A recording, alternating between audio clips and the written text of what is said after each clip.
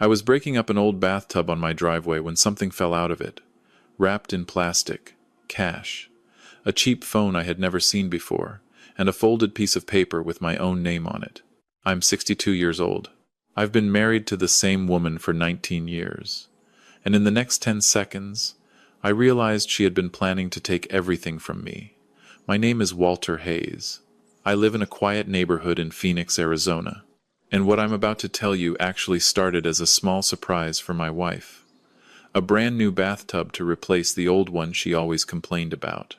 That's it. That was the whole plan.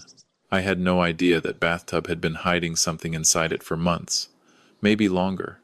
If you've been with me on this channel before, you know I take my time with these stories. I let them breathe, because what happened to me could happen to anyone watching this right now. Your neighbor, your father, your husband, maybe even you.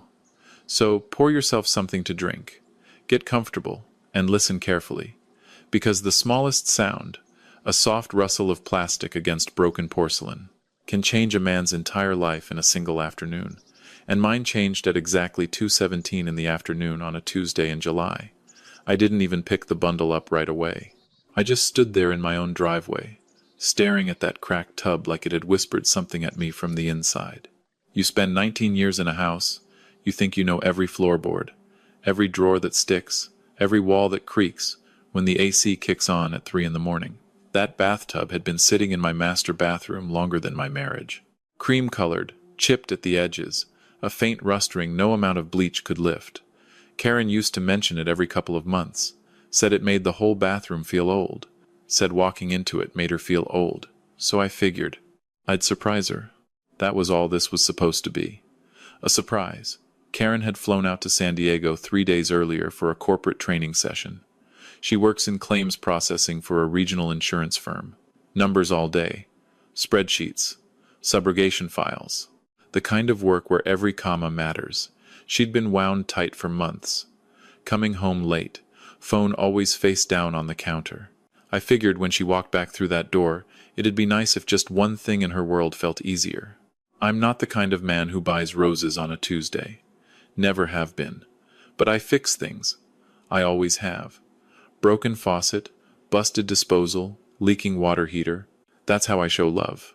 So I drove the truck down to the hardware store on Camelback, picked out a clean white soaker tub, and spent the morning shutting off valves and unscrewing nuts that hadn't moved since the late 90s. It took longer than I wanted. My lower back was already barking at me by 11. By the time I had that old tub free, I should have called somebody. Should have called my neighbor Ramirez 2 doors down. He would have come over in a heartbeat. But I didn't. That's on me. I dragged it through the hallway slow, careful not to scrape the baseboards, then out through the carport and onto the driveway. I remember adjusting my grip, thinking just one more step, thinking I had it, and then it slipped. It hit the hot concrete with this awful flat crack that echoed off the garage door. The whole side of it split open like a peanut shell, not a clean break, jagged, ugly. The kind of break that makes your stomach turn just from the sound. And right after that crack came the rustle. Soft, plastic on porcelain. Something slid out from a hollow space inside the lip of the tub. Now let me pause here for a second, because I want you to picture this. A man in his 60s, the Arizona sun beating down at 104 degrees, sweat in his eyes, standing alone in his driveway, holding a sledgehammer, watching something that should not exist slide out of a bathtub he installed himself 2 decades ago. If I were Walter in that moment, I think I would have just laughed, out of pure shock, because the brain doesn't know what to do with something like that. It refuses. At first I thought it was insulation, maybe a wad of construction trash from when the house was built back in the 80s. But the more I looked, the wronger it felt.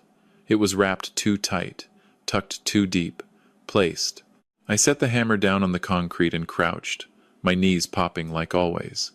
There was a smell coming off it, faint, like old paper, like the inside of a safety deposit box. If you've ever opened a wallet that's been sitting in a drawer for 10 years, you know exactly what I mean. I picked up the bundle. It was heavier than it looked. The plastic crinkled in my fingers as I peeled the layers back. Inside was a smaller pouch. Black, zippered. The kind of cheap nylon pouch you'd grab off a drugstore end cap. And that's when my chest got tight. Because this wasn't junk. This wasn't forgotten. This was hidden. I unzipped it slowly, and the first thing I saw was money. Stacks of cash. Not bank banded.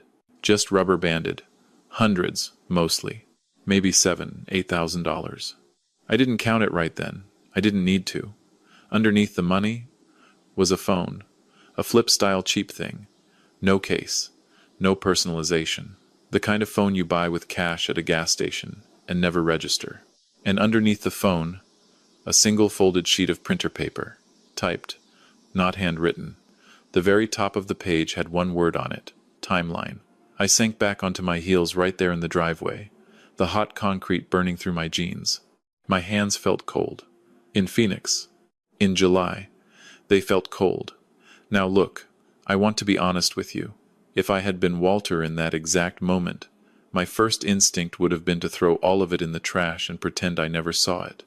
Because some part of you knows. Before your brain catches up, your gut already knows. But Walter, to his credit, did the harder thing. He kept reading. There were dates listed down the left side of the page. Recent ones, not years ago, weeks, days, and next to each date were short clipped notes. Re-engage after argument. Push refinance angle again. Keep tone supportive. I read that last line 3 times. Keep tone supportive. Further down. Move funds after paperwork clears. Confirm separate account live. Confirm Walter's signature on package. And at the bottom, 2 words. Final step. Nothing else. Just that. I felt something settle inside my chest. Not a sharp pain. Something heavier. Something that felt like furniture being moved into a room I didn't want furnished. The dates lined up. They lined up perfectly with conversations I half remembered. Karen across the kitchen table 6 weeks ago, sliding a folder toward me. Talking about retirement timing. Saying we needed to be smart, be proactive, lock in a better rate before they climbed again. I could see her now, in my memory, reaching across the placemats and resting her hand on top of mine. That gentle touch she always used when she wanted me to listen. "This is for us, Walt," she'd said. "We need to plan." And I had nodded. Because 19 years buys you that. You stop questioning the person across the table. You just trust. I looked down at the timeline again, and it hit me right in the sternum. This wasn't an idea. This was a script, a sequence, a plan with phases. I sat in that driveway long enough that the shadow of the carport crept across the cracked tub, inch by inch, until the broken edge was in shade and the rest of it was still in burning sun. Eventually, I picked up the burner phone and pressed the power button. It came on. No pin, no fingerprint, nothing. And that might have been the worst part. Because that meant whoever hid this never expected anyone else to find it. Never. I didn't open anything yet. I wasn't ready. I just sat there on the busted edge of that tub, elbows on my knees, staring at the seam where the porcelain had split. Thinking about all the nights Karen had brushed her teeth in that bathroom. All the mornings we had stood at the same mirror without saying much, just being 2 people who knew each other. And the whole time, this had been 6 inches away. I want you to sit with that for a second. 6 inches. Not in some bank deposit box across town. Not in some storage unit behind a gas station. In our bathroom, inside the tub she stood in every single morning. If you're listening to this right now and you're thinking, there's no way I'd miss something like that, I gotta be honest with you. Most of us would. Because we don't go looking for betrayal in our own bathrooms. We just don't. I folded the paper back up, tucked everything back in the pouch, set it beside me, and I stared at the concrete for what felt like an hour. The thought that kept coming back wasn't why. Not yet. The thought was simpler. This wasn't something old. This was something still moving. I didn't open the phone again until the sun started dropping behind the Estrella Mountains. I carried everything inside first. You don't sit out in a Phoenix driveway after dark with a stack of cash on your lap. Folks here are friendly, but they notice. Mrs. Donovan across the street has nothing to do all day but water her cactus garden and watch the block. I set the pouch on the kitchen island and just stood over it, almost like I was waiting for it to apologize. It didn't. So I made coffee. Black, the way I've drunk it for 40 years. My hands didn't shake making it. That surprised me. I think the routine is what kept me steady. You boil water. You measure grounds. You pour. You don't fall apart. Then I sat at the breakfast bar, pulled the burner phone closer, and turned it on again. Plain home screen, generic icons, messages, calls. That was about it. Almost worse that way. Almost easier if there had been some weird app or password protection. This was just clean. I tapped messages. There was one thread that mattered, saved under 2 letters. MR. I tapped it. The most recent message had come in that very morning. From MR, schedule still good for Monday. From Karen. Yes, he's been more relaxed since I got back. I'll close it then. I read that twice. He was me. I scrolled up. From MR. Don't push too hard this weekend. Pacing matters. From Karen. I know. 19 years. He trusts me completely. I leaned back on the stool. I want to tell you my heart was pounding, but it wasn't. It was the opposite. Everything got slow. Everything got quiet. Like the volume on the world had been turned down. From Karen. If he hesitates Monday, I'll bring up the retirement projection again. That always lands. From MR. Good. Keep tone supportive. Always supportive. That phrase again. Keep tone supportive. The exact wording from the printed timeline. Word for word. That's not coincidence. That's coordination. From MR. After signature, we move funds within 48 hours. New account already verified. Verified. Already verified. I thought about the joint statements I'd been glancing at the past couple months. I'd noticed a couple of small transfers I didn't fully recognize. Numbers that didn't sit quite right in the memo lines. I'd waved it off. Thought maybe she'd reorganize something. Now, I wasn't waving anything off. Let me say something here, and I want you to hear me. Because if you're a man, or a woman, of a certain age, and your spouse handles most of the finances, please listen. The moment something doesn't add up, even a little, you owe yourself 5 minutes to look. Not to accuse, just to look. Walter didn't look, and I'm not blaming him. I'm telling you, most of us wouldn't have either. I set the phone down and rubbed both hands over my face. 19 years. You don't burn 19 years to the ground over a few text messages. So I stood up, walked to the hallway closet where we kept the filing cabinet, pulled open the second drawer. Mortgage, insurance, old tax returns. I had organized all of it myself a decade ago, my own little system. And that's when I saw it, a folder missing. Not obvious. You'd only know if you were the one who put the system together. The refinance packet Karen had brought home 3 weeks ago. The one I'd glanced at, and then placed neatly behind the homeowner's policy. Gone. I closed the drawer slow and quiet, like the cabinet had ears, and I went back to the kitchen and picked up the burner phone again, scrolled further into the older messages. From Karen. He asked again why now and not next year. From MR. What did you tell him? From Karen. Rates. I told him rates. He nodded and stopped asking. Nodded and stopped asking. That's how she described me to him. A man who nods. A man who stops asking. I sat with that for a long time.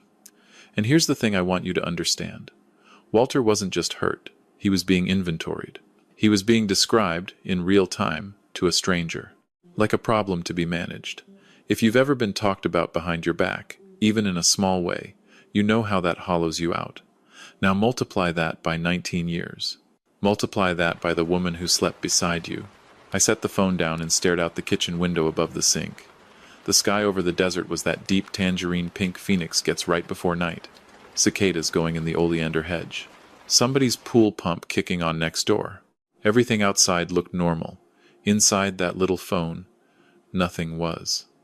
I reached for my coffee. It had gone lukewarm. I drank it anyway. Then I picked up my own phone and scrolled to a name I hadn't dialed in maybe 2 years. Frank Delgado. We'd worked construction together back when I was still doing concrete pours in the 90s. He left the trades and went into Phoenix PD. Did 22 years on the job. Retired detective bureau. Quiet guy. Reads people like menus. He picked up on the third ring. Walt.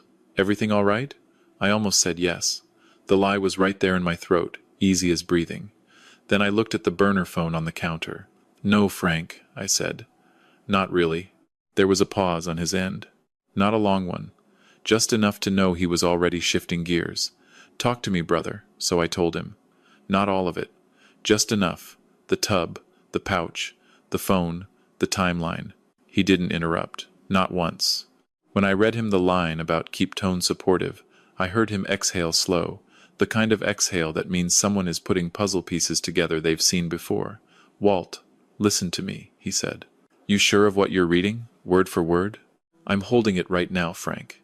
Another pause. Longer. "That's not random," he said, "and it's not old. Somebody wrote that recently. Somebody with a goal. I already knew that. Hearing it from a 30-year cop just made it heavier." "What do you think it is?" I asked. He took his time answering. "Walt, at our age, people don't have affairs for the bedroom anymore. They have affairs for the exit." I closed my eyes. "What does that mean exactly?" "It means somebody's planning to leave you with as little as possible," he said. "And they're being patient about it. That patience is the part that scares me." Now I want to stop right here, because Frank said something in that phone call that I think every single one of you needs to write down. Affairs at 60 are different from affairs at 30. At 30, it's chaos. At 60, it's accounting. Frank told Walter to do nothing. "Not yet. Don't confront her," he said. "Don't change your behavior. Don't even sigh different at dinner. You confront her now, all that evidence walks out the door in a purse. The phone disappears. The paperwork disappears. You'll look like a paranoid old man. So what do? You watch, you document, you get a lawyer. A good one, not a referral from a friend. A real divorce attorney who's seen financial fraud. I know one. Susan Keller. She's downtown. I'll text you her number." We hung up after that. The house felt different. Not haunted, just changed. Like the temperature had dropped 2 degrees and I was the only one feeling it. I want to say something to you here, from one human being to another. If you ever find yourself in Walter's shoes, your first instinct is going to be to scream, to call her, to throw the phone against the wall. Don't. I know it's against every fiber of who you are. But Frank was right. Composure is the only weapon you have left in that moment. Use it. I didn't sleep that night. I lay in the same bed I'd slept in for 19 years, staring at a ceiling fan I'd installed myself, listening to a desert wind kick up against the bedroom window. Around 3 in the morning I got up, stood at the kitchen sink, drank water out of a glass Karen had brought home from a vacation in Sedona. I picked up the burner phone again and started looking for patterns. Not just words this time. Timing. There were short calls between them. 2 minutes, 3 minutes. Spread out over weeks. None at midnight. None at suspicious hours. Lunchtime. Late afternoon. Right after work. Normal windows. And that told me everything. Because normal windows mean they weren't sneaking around emotionally. They were operating. I went to my laptop and typed in the contact name. MR didn't help. But the messages mentioned the firm twice. And Dallas. So I searched. Financial consultant. Dallas. Fiduciary. After about 20 minutes of clicking, I found him. Michael Reeves. Independent advisor. Mid-50s. Salt and pepper hair. The kind of stock photo smile that sells annuities to retirees. There was an old article from a Dallas paper. Something about a former client filing a complaint over unauthorized portfolio reallocation. No charges. No conviction. Just questions that never quite got answered. Of course, it fit too neatly. I closed the laptop, sat there in the dark, and I thought about what kind of man hides money inside a bathtub, and what kind of woman lives above it for years. I called Frank back at sunrise, told him the name. He went quiet. The kind of quiet that means he was writing something down. "Reeves," he said. "I've heard that name through old contacts. He's not a criminal. He's something worse. He's a system guy. He knows exactly where the line is and he never quite crosses it. He's involved with my wife. A long beat. Walt, this isn't a fling. You understand that, right? I'm starting to. This is asset transfer disguised as a marriage exit. You refinance. You pull equity out of the house. That money goes into an account she controls with him as advisor of record. By the time the paperwork clears probate years from now, you're a renter in your own retirement. What do? You call Susan Keller this morning. You don't wait. So I did. And later that morning I drove down to our credit union over on Thomas Road. Didn't make a scene, didn't demand anything. Just asked, casually, about any pending applications attached to the house. The teller, sweet young woman, started to answer, then froze and smiled and said she'd need both of us present. That hesitation was the answer. I drove home and went straight to Karen's closet. Not snooping for laundry receipts, just checking. Her clothes were there, her shoes, her jewelry box on the dresser.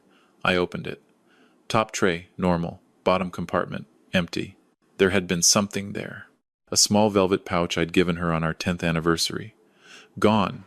I closed the box, sat on the edge of our bed, looked at the framed picture on her nightstand. The two of us at the Hoover Dam, maybe 12 years ago. Wind in her hair. My arm around her shoulder. We looked solid. Real. I set the picture face down, and I said something out loud to the empty room. Who are you? Not angry. Just genuinely asking. Because the woman in those messages wasn't the woman in that picture. Or maybe she was. And I'd just spent 19 years not paying attention. Now here's where I want to slow down for you, because this is the part of the story that hits me hardest. The realization that the betrayal didn't start last month. It started a long time before the timeline was written. Look at the very top of that printed page, above the dates. There was one tiny line in smaller font that I almost missed. Re-engage prior contact. Re-engage. That word knocked the wind out of me. Because re-engage means you knew them before. Re-engage means there's history. Re-engage means whatever this was had been paused, not invented. I called Frank. Frank. They knew each other before. The plan says re-engage. A long breath on his end. Then this isn't betrayal, Walt. This is a return. She didn't fall into something. She went back to it. I'm not confronting her, I said. Good. Let her come back to Phoenix. Let her walk into Monday's meeting thinking she's holding all the cards. You let her play it out. Karen flew back into Sky Harbor that Thursday afternoon.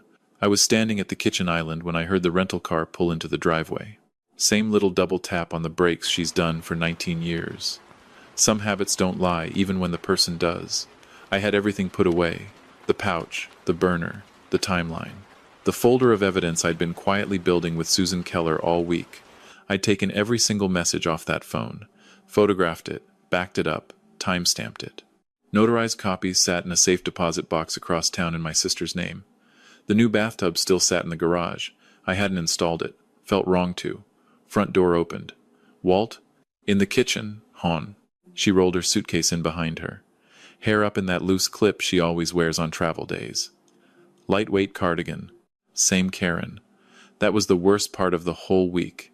How identical she looked to the woman I had loved. She set her bag down. Came over. Kissed my cheek the way she always did. Quick. Familiar. Automatic. How was the flight? I asked. Long, she said, smiling. San Diego is San Diego. Too many breakout sessions. Not enough coffee. I nodded. Sounds about right. There was a pause. Then her eyes flicked toward the hallway. You haven't started on the bathroom? Got the old one out? I said. New one's in the garage. Figured I'd do it this weekend, just for a second. Her shoulders relaxed. Just a flicker.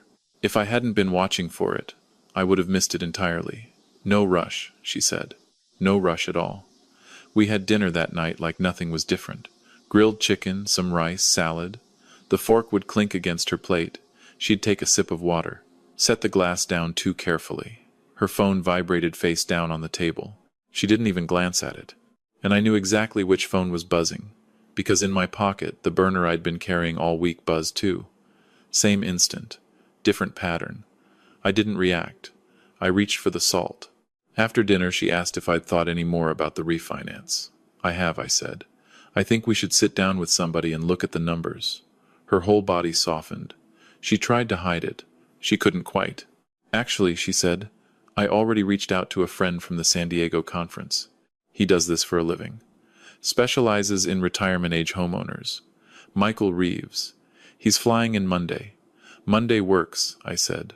She studied my face, looking for the crack, the doubt, the hesitation. I gave her none. Just a conversation, right? She said. Yeah, I said. Just a conversation. She smiled, and for a moment It almost looked real. After she went to bed, I sat in the dark living room and called Susan Keller's cell. "We're set for Monday," I told her. "You're sure you want to do it this way, Walter?" "I'm sure. Then I'll be there. And Walt, you don't say a single word more than we rehearsed. Not one. Got it." Monday morning I woke up before the alarm. Karen was still asleep beside me, breathing slow, turned away. For a long minute I just listened. 19 years of listening to the same person breathe in the same bed. Whatever else was true about her, that part had been real for a long time. Or maybe it hadn't. Maybe I was the one assigning meaning where there was just routine. We didn't talk much on the drive downtown. She checked her phone twice. The conference room at the credit union was small. Glass walls on one side. Long table. 4 chairs. Michael Reeves stood up the moment we walked in. Tall. Pressed shirt. Smile that didn't quite reach the eyes. The exact stock photo from the article. "Walter," he said. "Real pleasure." I shook his hand. "Likewise." He turned to my wife. "Karen, good to see you again." Again. There was that word. I didn't react. We sat down. He started right in. Smooth, practiced. Numbers floating across the table. Loan-to-value ratios. Equity extraction. Rate locks. Karen nodded along, adding little supportive comments at exactly the right beats. Just like the script. He slid a folder across to me. "Thick. Heavy. Just preliminary figures, Walt. No pressure today." I put my hand flat on top of the folder. Didn't open it. I leaned back, took a breath, reached into my jacket pocket, and I set the burner phone on the table between us. The room went very still, not loud, just still. Karen's eyes dropped to the phone, then up to me. "Walt, what is that?" Her voice was steady. I gave her credit for that. I reached into my other pocket and put the folded timeline next to the phone, smoothed it open with the side of my hand, and I said the line I had practiced in the bathroom mirror for 4 mornings straight. "You forgot this in the bathtub?" Karen. For one long second nothing moved, and then I saw it. Her face didn't crack, it calculated. Michael's eyes flicked once between the phone and the page. He knew. Of course he knew. Karen leaned back slowly in her chair. "You went through my things." "Not a question." "It fell out, Karen," I said gently. "When the tub broke, it all fell out." Silence. Michael cleared his throat. "I think there may be some confusion here." I cut him off without raising my voice. "Mr. Reeves, the messages are still on the phone. The dates match. The transfer instructions match. The verified account number matches. We can keep going if you want." Karen looked at me differently then, like she was seeing me for the first time in 19 years. "How much did you read?" "All of it," she exhaled. And to my surprise, she nodded once, like a woman closing a chapter. "Okay," she said quietly. Michael shifted. "Karen, we should." "It's done, Michael," she said, not even looking at him. He already knows. "Stop talking." That was the most honest sentence I'd heard from her in months. I slid a second folder across the table. "This is what's been documented," I said. "Messages, dates, bank inquiries. Notarized copies are off-site." Right on cue, the door opened. Susan Keller stepped in, black blazer, briefcase. Calm as a morning lake. "Mr. Reeves, Mrs. Hayes." Michael's posture stiffened. Karen didn't even look surprised. She just folded her hands on the table. "Mr. Reeves," Susan said evenly, "I'd like to discuss attempted asset reallocation, undisclosed fiduciary contact with a married client, and the coordination of marital fraud across state lines. We can do that here, or we can do it later in front of a judge in Maricopa County. Your preference." Michael's confidence cracked like the bathtub did on my driveway, not all at once. Just along one seam. He stood up. "I think this is over." "That's your right," Susan said. "But this conversation isn't ending. Just relocating."